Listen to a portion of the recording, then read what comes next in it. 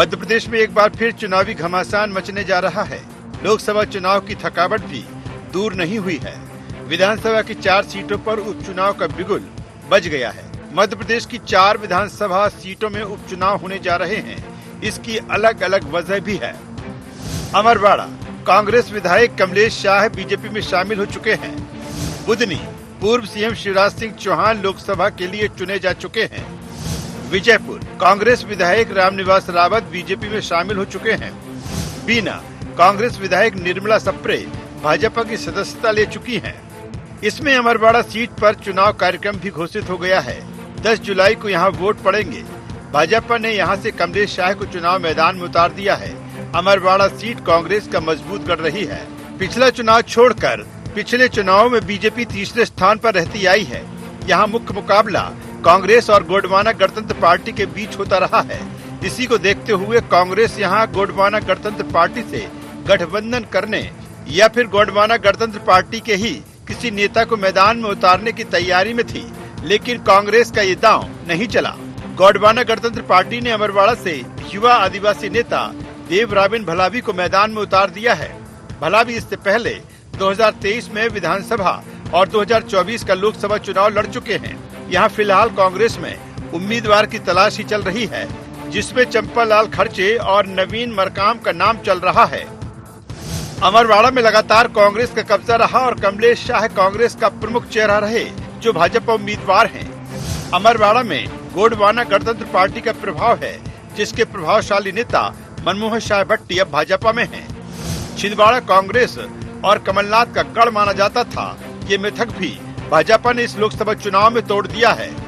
छिंदवाड़ा लोकसभा चुनाव में भाजपा प्रत्याशी बंटी साहू ने अमरवाड़ा क्षेत्र में कांग्रेस से 15,000 से अधिक वोट हासिल किए हैं। इसके साथ ही भाजपा को डबल इंजन सरकार के काम से भी अमरवाड़ा फतह की आस है।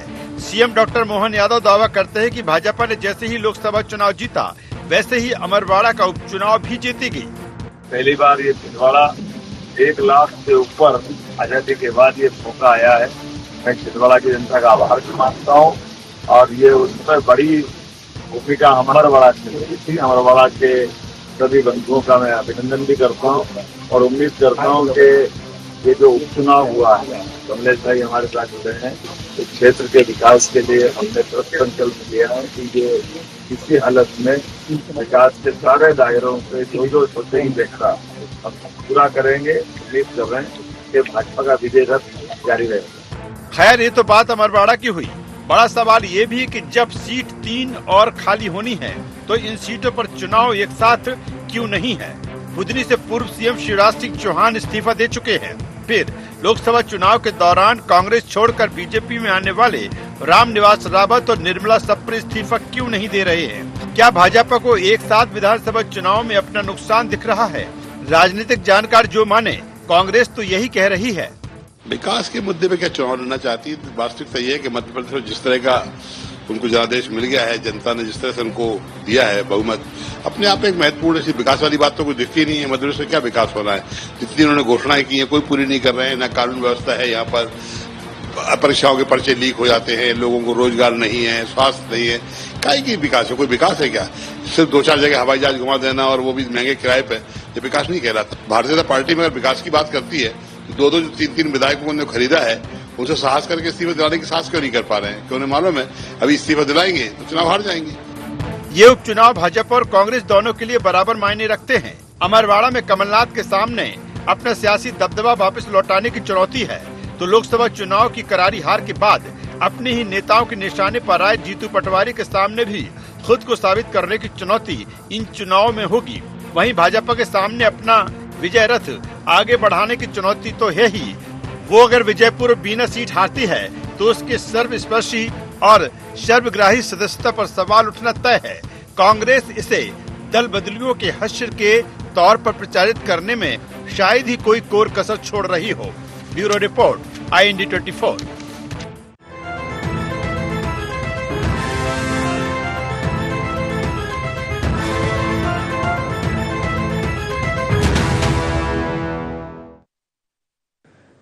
नमस्कार, IND एजेंडा उपचुनाव चुन चुन के में आपका स्वागत है। मैं हूं आपके साथ नवीन पुरोहित। चर्चा को विस्तार देंगे, उसके पहले IND एजेंडा के मुख्य बिंदुओं की तरफ एक निगाह डालते हैं।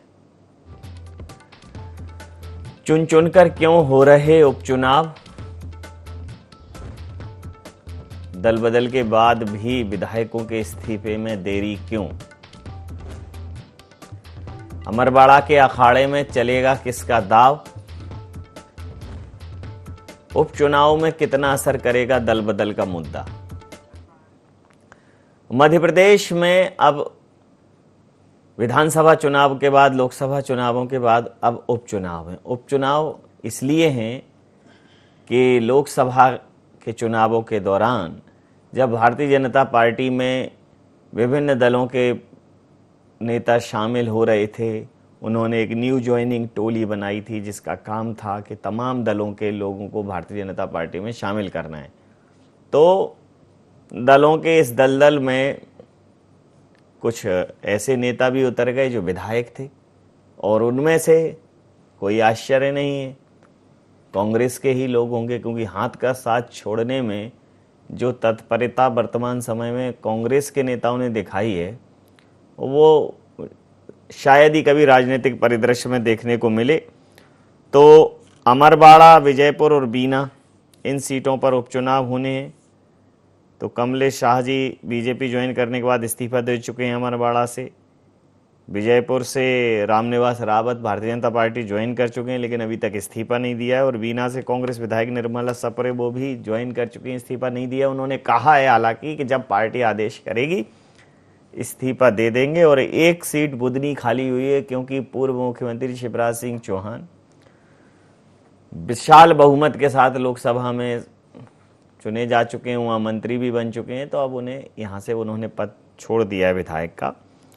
तो अमरवाड़ा में तो 10 जुलाई को वोटिंग होगी, बाकी इन 3 जगहों पर कब वोटिंग होगी? जब छोड़ना ही था तो सब एक साथ करा देते। तो चुन चुन के क्यों वोटिंग हो रही है? अब सवाल कांग्रेस का भी है, भारतीय जनता पार्टी की जो भी रणनीति हो, लेकिन जीतू पटवारी जो सबसे ज़्यादा जिनके कार्यकाल में लोग कांग्रेस छोड़कर गए हैं, एक कलंक उनके ऊपर ये लगा है। क्लीन स्वीप का वैधव्य भी वो जी रहे हैं।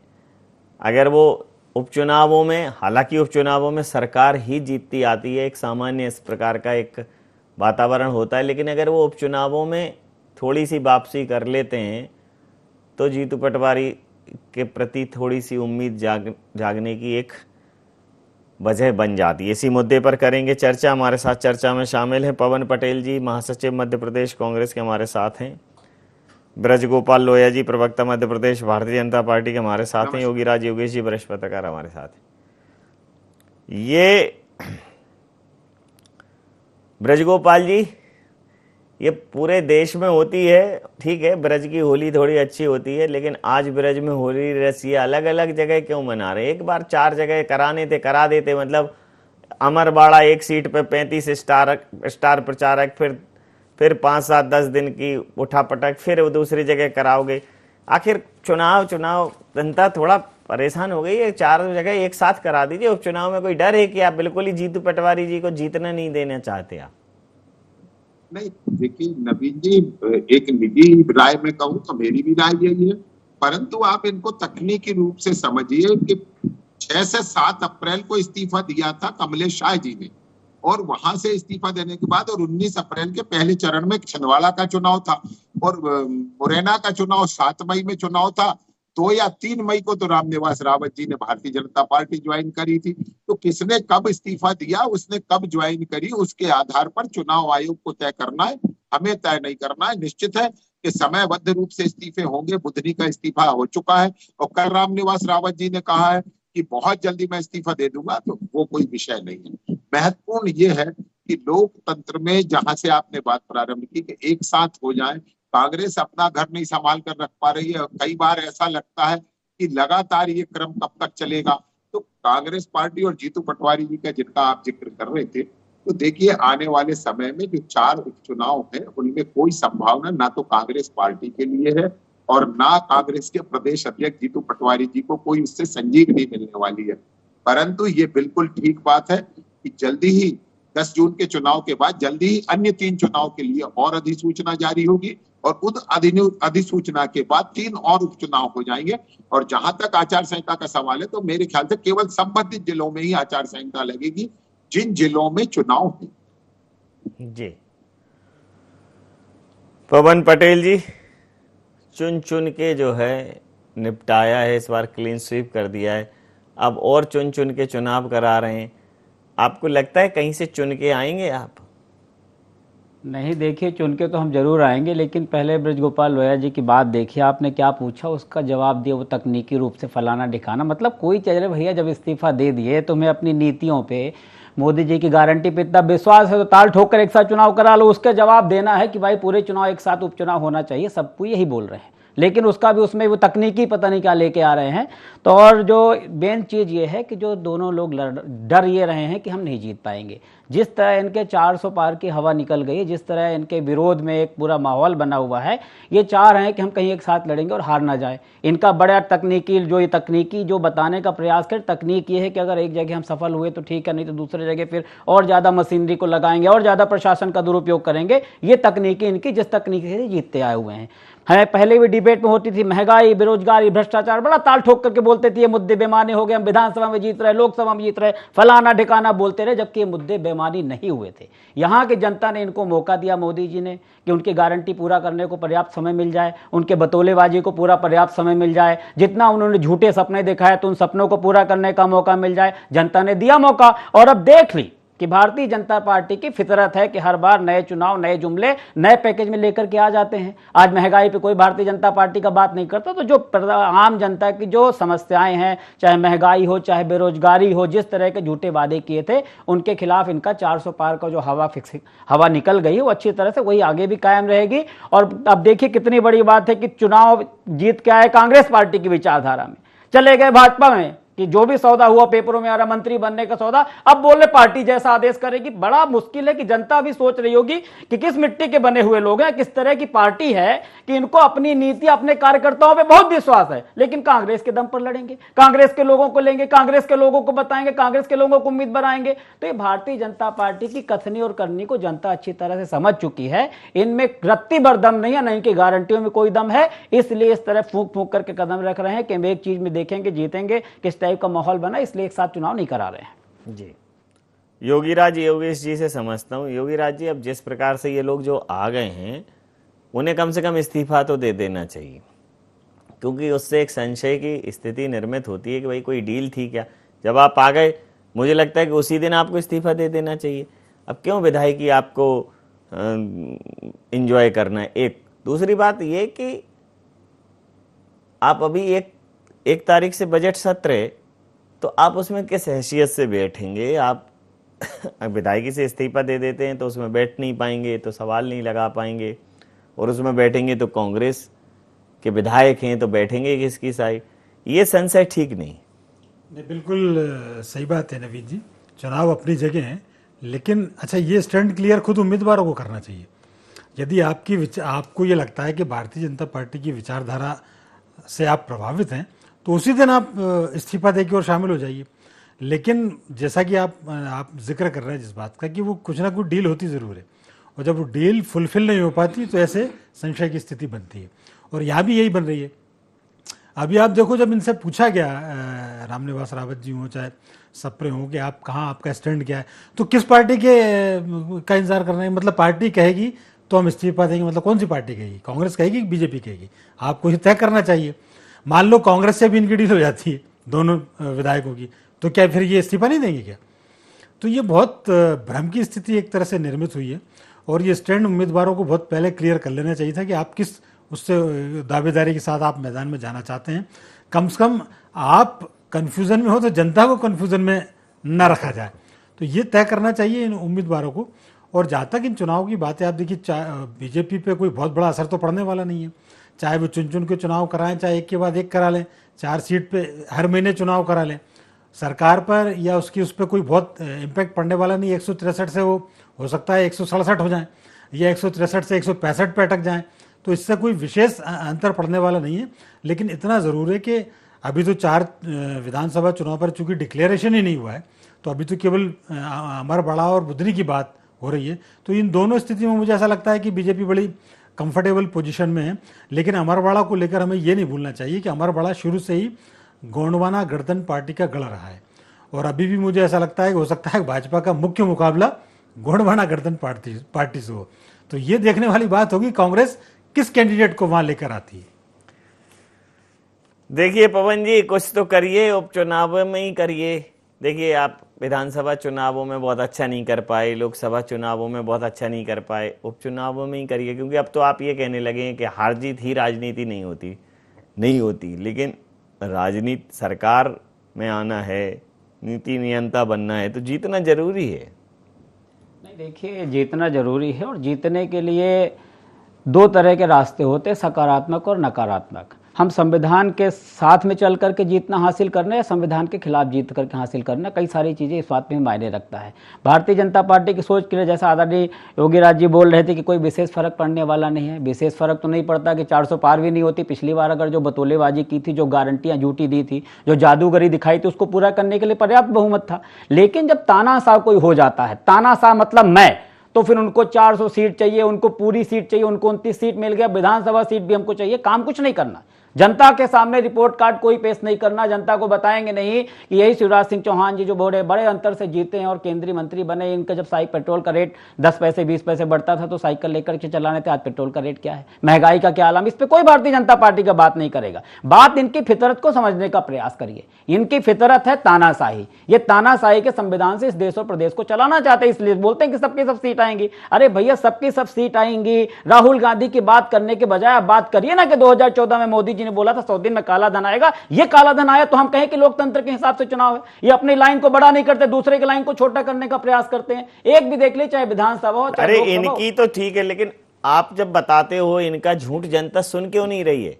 नहीं, जनता कैसे नहीं सुन, जनता सुन रही है। देखिए 400 पार का कहां, ऐसे जनता नहीं सुनती तो 400 पार हो गया होता ना। जब दम भर रहे थे 400 पार का तो कहां टाइम फिक्स हो गए। अगर जनता सुन रही होती, वैश्विक प्रधानमंत्री, अंतरराष्ट्रीय प्रधानमंत्री जी उनकी गारंटी प्रधानमंत्री हैं। हाँ, तो वही तो बोल रहे हैं कि उनका अगर गारंटी पे इतना विश्वास होता तो 400 पार हो गया होता ना। 400 पार प्रधानमंत्री 272 पर बन जाते हैं। वो प्रधानमंत्री हैं, उन्होंने शपथ ली है, मैं नरेंद्र दामोदर दास मोदी। तो हमने भी बधाई दी, हमने भी शुभकामनाएं दी है। तो बस शायद इस बार दबाव में, जो पिछली बार किसी के नहीं सुने थे, तो हो सकता है दबाव में हम भी यही कल्पना कर रहे हैं कि जो झूठे सपने दिखाए थे, जो 750 किसानों की मौत हुई थी, जो बेरोजगारों की बात हुई थी, जो 2 करोड़ रोजगार की बात की थी, महंगाई कम करने की बात की थी, तो हम भी उनको शुभकामना देते हैं। भारतीय जनता पार्टी वाले प्रचारित करते हैं कि वो भाजपा के प्रधानमंत्री हैं, हम तो यही कहते हैं उनको प्रचारित करिए कि वो भारत के प्रधानमंत्री हैं। ये सोच करके काम करें, पक्ष विपक्ष सोच करके काम ना करें। इस देश का गरीब जनता बड़ी आशा भरी नजरों से उनकी तरफ देख रही है। तो मुझे अब लगता है कि अब थोड़ा सा जो दबाव है, उस दबाव में उन कामों को पूरा करने का प्रयास जरूर करेंगे। जी जी जी, ब्रजगोपाल जी, देखिए खिसके तो हैं आप, और इस बार आपकी निर्भरता सहयोगी दलों पर है। पिछली बार आप सहयोगी दलों को साथ लेकर चले थे, लेकिन भारतीय जनता पार्टी खुद में पूर्ण बहुमत में थी, 303, और कहाँ आप 240 के आसपास। तो बड़ा फर्क है, करीब करीब 60 सीटों का फर्क है। तो खिसके तो हैं आप, व्यक्तिगत रूप से तो खिसके हैं, लेकिन ठीक है, सहयोगियों के साथ बना लिए सरकार। कांग्रेस इस पर खुश है कि कम से कम आप अंकुश तो रहेगा आपके ऊपर। नहीं, देखिए, कांग्रेस की खुशी तो पिछले 10 वर्षों में हम लगातार देख रहे हैं कि किन बातों पर खुश होती है और किन मुद्दों पर चर्चा करती है। पवन पटेल जी ने अभी 2 दुहाई दी।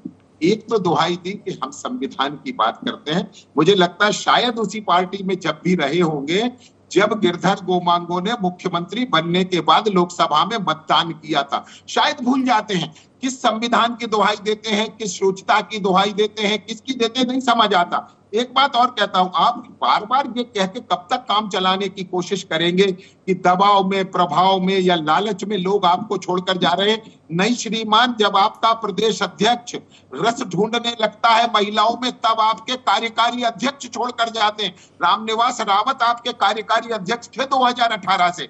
अब आपको यह भी समझ नहीं आता है कि आप वास्तव में ढूंढ क्या रहे हैं, आप कर क्या रहे हैं। एक बात और कहता हूं कि बार बार आप कभी राहुल गांधी की अयोग्यता छुपाने की कोशिश करते थे, अब जीतू पटवारी जी की अयोग्यता छुपाने की कोशिश कर रहे हैं। मुद्दों पर बात करिए और बार बार ये कहना कि 10 पैसे बढ़ते थे तो हम आंदोलन करते थे, हाँ हम डंके की चोट कहते हैं कि हम करते थे क्योंकि हमें जनता का समर्थन मिलता था, हमारे कार्यकर्ता में ये साहस था कि वो सड़क पर खड़े होकर संघर्ष कर सके। परंतु जो सुविधाभोगी राजनीतिक दल है, जो वंशवाद की बेल से आया राजनीतिक दल है, उसके पास कार्यकर्ता नहीं है, नेता पुत्र हैं। वो नेता पुत्र कहीं जाके आंदोलन करने वाले नहीं है। हम तो ये चाहते हैं कि विपक्ष की जिम्मेवारी है कि वो आंदोलन करने वाले नहीं है तो क्या मतलब, क्या पेट्रोल क्या 200 रुपए कर दोगे क्या? मैं फिर से कह रहा हूं नवीन जी, मतलब जब तक कोई पथराव नहीं करेगा, आपके मंत्रियों के बंगलों के बाहर कालिख नहीं पोतेगा तो बढ़ाते जाओगे। नवीन जी मैं फिर से कहता हूं कि 2004 से 14 तक की भी समीक्षा होनी चाहिए और 14 से 24 तक भी होना चाहिए कि किस तरह लोगों की आय 11,000 रुपए की 2003 में और आज 1,41,000 रुपए प्रति व्यक्ति औसत आय, इसकी भी चर्चा होनी चाहिए। किस तरह देश बदल रहा है, किस तरह लोगों के जेब में पैसा है। ये उनकी नहीं है जो 70% जिनको अनाज मुफ्त मिल रहा है, उनकी नहीं है। मैं फिर से कह रहा हूं कि ये अनाज, आपको याद होगा कि सुप्रीम कोर्ट ने 2010 में भी कहा था कि अनाज पानी में फेंकने से बेहतर है आप गरीबों में बांट दें, परंतु तब के प्रधानमंत्री ने यह स्वीकार नहीं किया था। बोले उन्होंने पानी में फेंकना, समुद्र में फेंकना स्वीकार किया। आप याद करिए सुप्रीम कोर्ट ने 2 बार कहा था और तब के प्रधानमंत्री मनमोहन सिंह ने यह कहा था कि सुप्रीम कोर्ट अपने हद में रहे।